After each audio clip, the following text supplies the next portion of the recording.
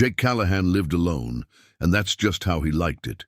His ranch sat at the edge of a wide Arizona canyon, where the desert stretched for miles and the wind spoke louder than people. Years ago, a fire took everything from him: his wife, his son, his smile. Since then, he'd built a life of silence and routine. The land didn't ask questions, and neither did the cattle. Every day was the same. Up at sunrise, feed the horses, check the fences, ride the land, fix what needed fixing. At night, he'd sit on the porch with a cup of strong coffee, watching the sun bleed into the desert sky. He didn't go into town unless supplies were low, and even then, he kept his hat low and his voice quieter. But one August evening, something changed. Jake was riding the south ridge of his land when he heard something strange. It was a soft sound, like a whimper, almost too faint for human ears. At first, he thought it was an injured animal, but as he got closer, he realized it was a voice, a woman's voice. He slowed his horse and followed the sound into the canyon brush. There, under a mesquite tree, was a young woman. She was lying on her side, clutching her ankle. Her clothes were torn, and her face was dusty and scratched. Her long black hair was tangled with twigs and dry leaves. Her eyes, dark, wide, and scared, met his, and for a moment neither of them moved. Jake dismounted slowly, holding his hands out to show he meant no harm. "You okay?" he asked, his voice gravelly from disuse. The woman didn't answer. She looked like she was too weak to speak. Jake knelt beside her and offered his canteen. She hesitated, but then took a small sip. Her lips trembled as the water touched them.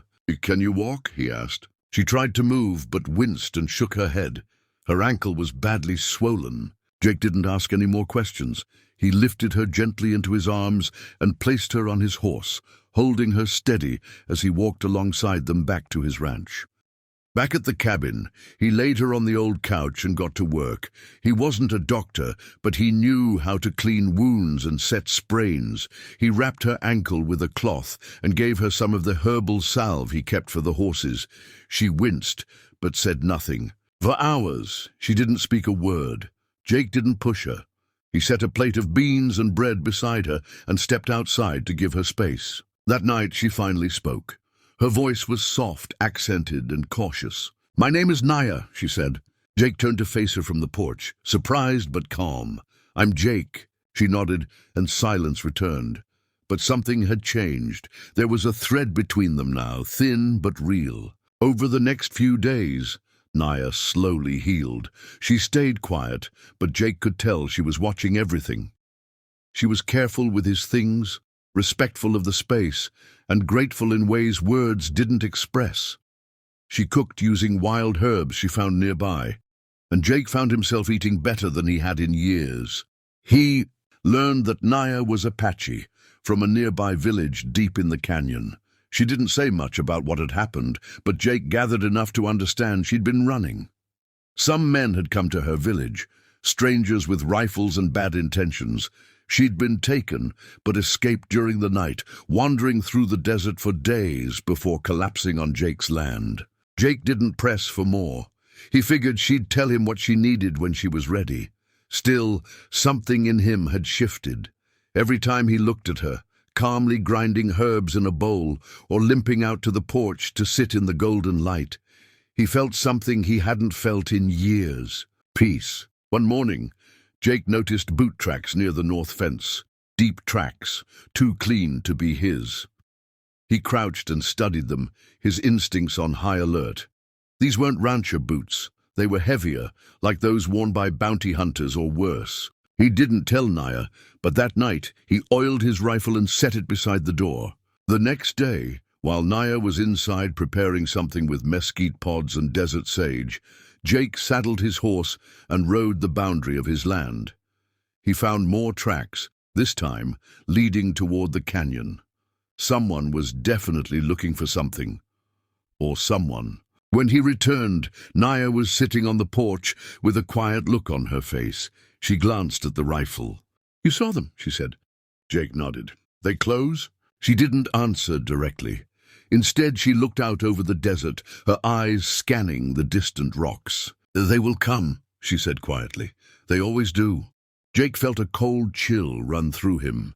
He'd lived through loss and pain, but this felt different. He wasn't just protecting his land anymore. He was protecting someone who mattered. That night, he didn't sleep. He sat on the porch, watching the stars and the dark desert.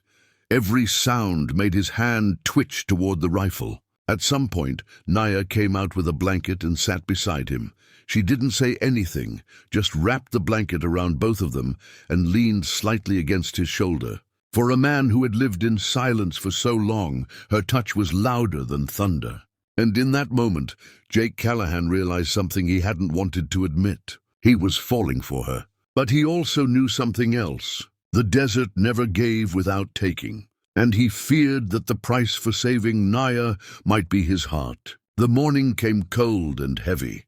The desert sun was slow to rise, as if even it feared what the day might bring. Jake Callahan stood at the edge of his porch, scanning the horizon. He hadn't slept. His rifle was loaded and his horse saddled. Something deep inside him told him this was the day the men hunting Naya would arrive. Behind him, the door creaked open.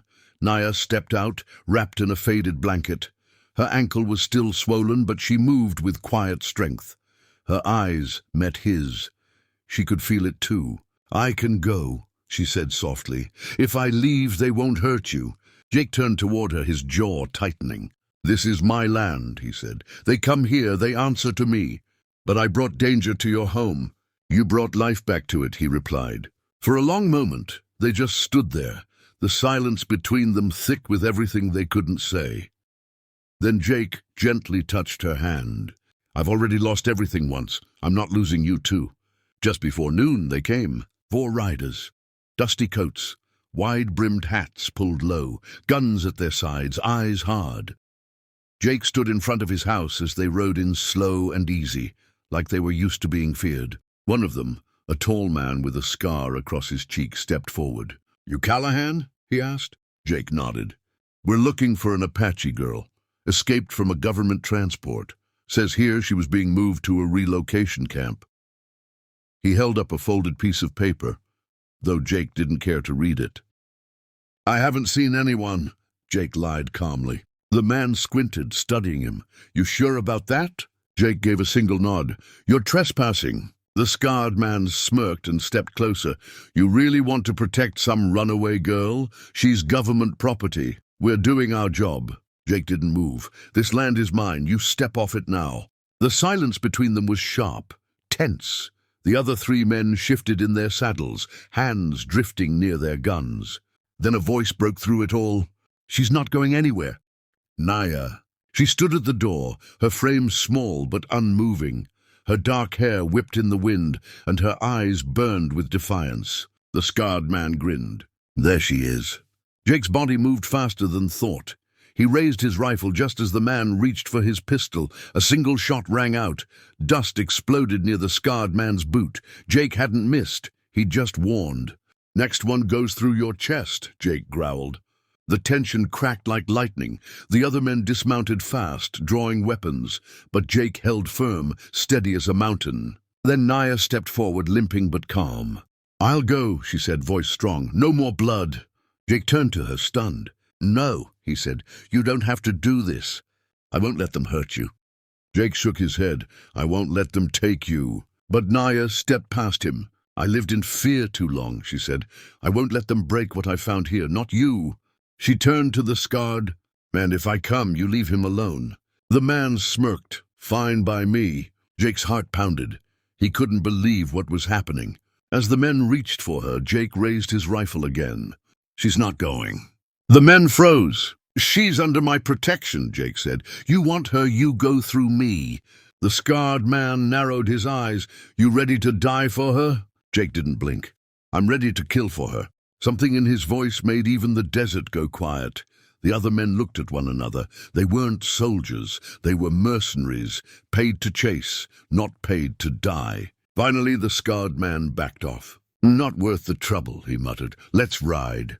They turned and left, dust trailing behind them like a defeated storm. Jake stood still until they were gone. Only then did he lower his rifle. His hands were shaking. Naya was crying, silent tears that traced the dust on her cheeks. She looked at Jake with something stronger than gratitude, with love. That evening they sat on the porch together. No danger, no more running. "I was ready to give up," Naya whispered. "I never thought I'd feel safe again." Jake reached out and gently took her hand. "You gave me something too." "What?" He looked at the horizon, painted with pink and orange light. "A reason to feel alive again?" She leaned her head on his shoulder, and he wrapped his arm around her. For the first time in years, the ranch didn't feel empty. The silence wasn't heavy. It was peaceful. Weeks passed. Naya's ankle healed. She stayed. She began planting desert herbs behind the cabin. She taught Jake how to make healing teas, how to read the stars, how to listen to the desert. He taught her how to mend fences, ride horses, and shoot straight. They didn't speak about love, but it filled every space between them, in the way Jake watched her with quiet awe, in the way she waited for him on the porch each evening. One night, while watching the moon rise, Naya finally asked, "Do you ever wish things were different, that you hadn't lost what you had before?" Jake thought about it for a long moment. "No," he said softly, "because if I hadn't lost it, I wouldn't have found you." She smiled, tears shining in her eyes. In time, the town learned of the Apache woman who lived with the quiet cowboy. Some folks whispered, others offered suspicious glances, but no one dared challenge Jake Callahan, not after what he'd done. And those who spent time around the ranch couldn't deny one thing. Jake smiled now, laughed even, and Naya, she looked like she belonged. They built a life not perfect, but theirs. Years later, the story of the cowboy and the Apache woman became something of a local legend. People said she had saved his soul, and he had saved her freedom. Others said they were two broken hearts that found each other when the world tried to keep them apart. But Jake and Naya never needed to explain it. They just lived, loved, and watched the desert bloom around them.